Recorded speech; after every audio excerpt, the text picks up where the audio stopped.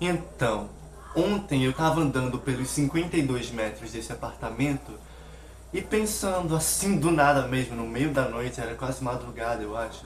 Será que todo mundo já quis ser cantor ou cantora algum dia? Porque eu, pelo menos, achava que chegando nos meus 18 anos seria um prodígio, assim, a Olivia Rodrigo, a Billie Eilish, a Sandy Júnior, pra audiência um pouquinho mais velha, né? Mas no caso seria só a Sandy, porque seria uma carreira solo, eu imaginava tudo. Ou eu seria eu mesmo, sabe? Eu reinventaria a forma de cantar, um novo gênero, algo assim apoteótico, Chico Sainz, pra me render nordestina. E me render brasileira também, porque o Divo arrasou com a música brasileira total, né? No bom sentido. Isso tudo eu pensava porque, segundo li meu Face, né, o finado Facebook, morreu tão jovem, tão cedo, tanto controle de massa, tanto estudos de comportamento, de incentivo ao ódio. Uma lástima acabar tão cedo. Mas enfim, eu segui a página Fatos Desconhecidos, eu acho que ainda tem por aí, não sei. Lá pelos meus 13, 14, 13 anos, acho que até os 16, que era quando eu utilizava o Facebook ainda, acho que até os 16 mesmo.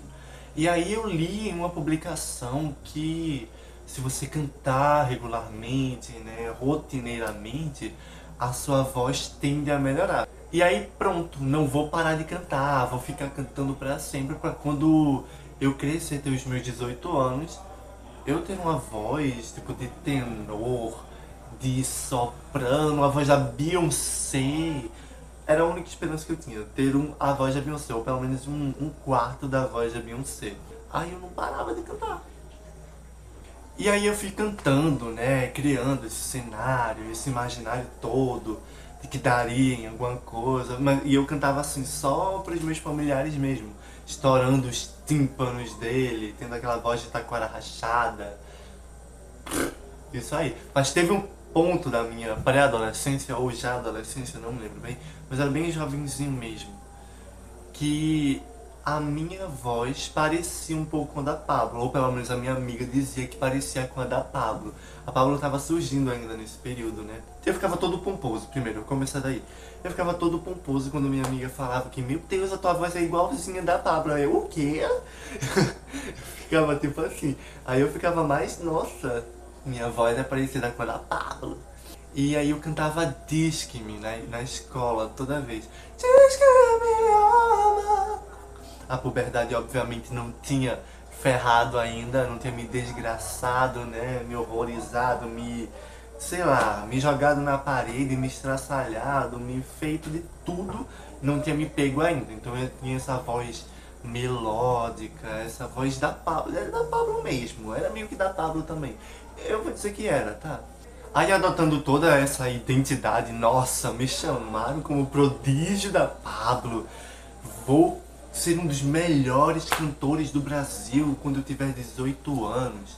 Vou mostrar cultura pra esse povo. Mal sabia ela, meus queridos.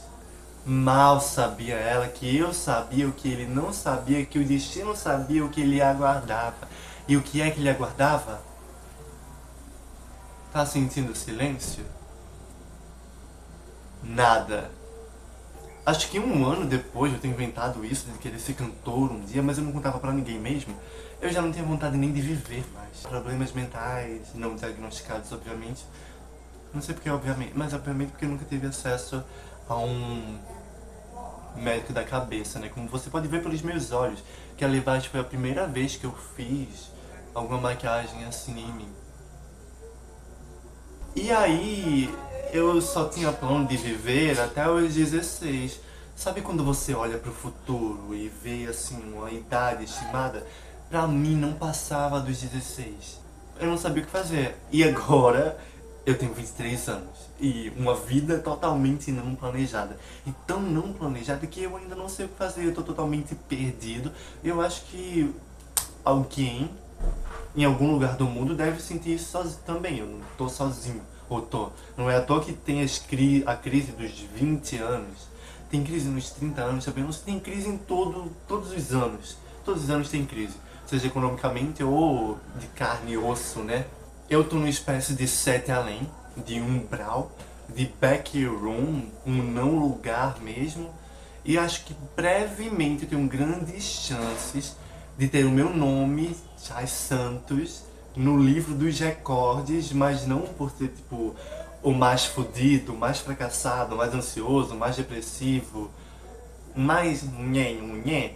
Esse papel e esse recorde está sempre com o nosso Jude St. Francis de Uma Vida Pequena, que eu tô lendo há alguns meses já, porque eu tive que parar pra motivos de saúde mental, né? Que eu já não tenho. Aí lendo um livro desse. Mas é isso. É porque, gente, eu acho que mandei mais de 100, ou quase, não, mais de 100, se juntar todas as plataformas de emprego, mais de 100 currículos. Eu acho que eu posso contar nos dedos as vezes em que eu fui levemente considerado. E assim, eu sou uma pessoa inteligente.